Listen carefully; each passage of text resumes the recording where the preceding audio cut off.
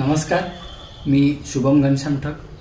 आपण नेहमी एक शेतकरी म्हणून ज्यावेळेस विचार करतो त्यावेळेस पाहतो की कायम दुष्काळाशी लढणारा, समस्येत ग्रासलेला, आभाळा इतक्या समस्या त्याच्या पुढे असतात आणि त्या समस्याला त्याला एकट्याला सामोरं जावं लागतं। आणि आपण ज्यावेळेस शेतकरी म्हणून आजूबाजूचे शेतकरी, गावातील शेतकरी पाहतो तर कायम कुठल्या ना कुठल्या समस्येशी निगडीत असतात। मग ती किडीची असेल, रोगाची असेल, वाढत्या निविष्ठेची असेल किंवा मग निसर्गाशी संबंधित असेल, अशा असंख्य समस्याला शेतकऱ्यांना रोज सामोरे जावं लागतं। आणि या समस्येतून सामोरे जाताना त्याला न मिळणारा हमी भाव, पुरेसा मोबदला मिळत नाही।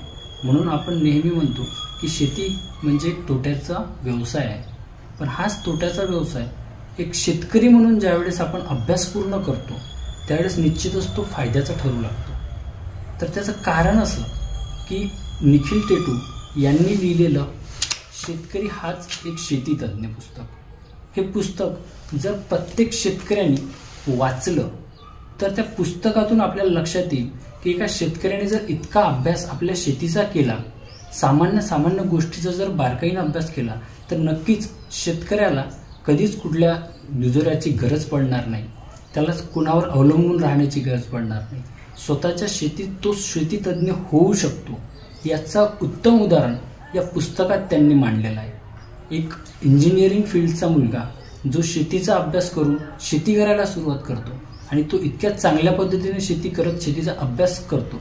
या पुस्तकात सांगायचं झालं तर मशागतीपासून तर पीक काढणीपर्यंत विविध फळझाडे असतील, त्याची कीड ओळख रोग असेल किंवा मग इतर भुसार पिके असेल किंवा मग आपले जे खरीपात रब्बीत घेणारे पिके असेल, या प्रत्येक पिकाची कीड ओळख, त्याचे होणारे नुकसान, त्या किडीची प्रजनन शक्ती किती आहे, ती कुठल्या हवामानात जास्त वाढते, कोण्या हवामानात तिचा प्रादुर्भाव कमी असतो, तिची कोश अवस्था कशी, तिची अंडी अवस्था कशी, तिची पिल्ले देण्याची अवस्था कशी, ती एका जीवन क्रमात किती अंडी देते, पिकावर कसे नुकसान करते, या सगळ्या गोष्टीचा बारकाईने अभ्यास त्या पुस्तकात त्यांनी मांडलेला आहे। आणि त्यावर करायच्या जैविक उपाययोजना, म्हणजे आपण ज्यावेळेस कीड रोग पडते त्यावेळेस डायरेक्टच आपण रासायनिककडे वळतो, पण रासायनिककडे न वळता आपण आपल्या निसर्गाचं संवर्धन करून, आपल्या मातीचं संवर्धन करून पण शेती करू शकतो आणि आपला खूप मोठा खर्च त्यातून कमी करू शकतो।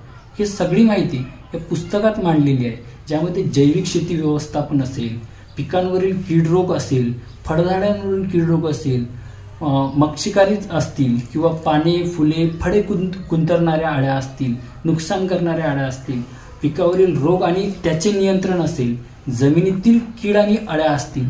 आपण नेहमीच पाहतो की पिकावर रोग येतो, पिकावर कीड येतो, पण कधी मातीतून पण आपल्या पिकांना इजा होते, मातीतून पण पिकांना रोग व किडीचा प्रादुर्भाव होतो।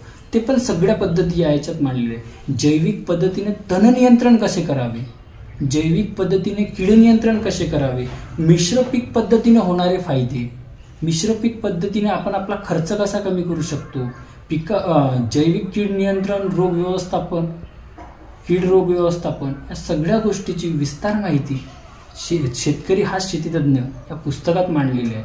हे पुस्तक ज्यावेळेस मी बोलावलं आणि त्याचं हळूहळू वाचन केलं त्यावेळेस माझ्या तर ज्ञानात भर पडली, पण माझा सर्व शेतकऱ्यांना एक संदेश आहे की प्रत्येकाने हे पुस्तक आवर्जून वाचावं। जैविक निविष्ठा बनवण्याची कला या वेळेचं पुस्तक ते लवकरच प्रकाशित करत आहे, पण कुठल्या किडीवर, रोगावर कोणते आपण औषध वापरू शकतो जे की आपण घरी तयार करू शकतो खूप कमी खर्चात, जसे की दशपर्णी असेल, बेसरम असेल, अर्क असेल, सगळ्या गोष्टीची माहिती त्या पुस्तकात दिली आहे।